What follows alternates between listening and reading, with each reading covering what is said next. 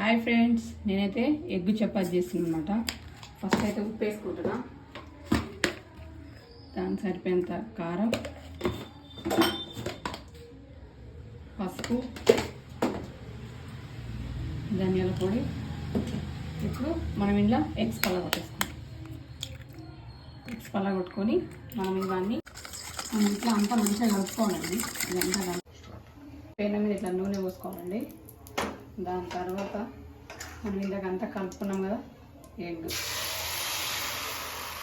మనం చపాతీ రెడీ చేసి పెట్టుకుంటే ఎగ్ ఆమ్లెట్ పెద్దగా ఇట్లా మంచిగా కట్ చేసుకోండి. ఇట్లా నూనె వేసుకుంటా చేయడమే చపాతీ ఎగ్ రెడీ. చాలా టేస్ట్గా ఉంటుందండి. నాకు కర్రీ అట్లా లేనట్టు ఇట్లా చేసుకొని తినాలి. చాలా టేస్ట్గా ఉంటుంది అనమాట.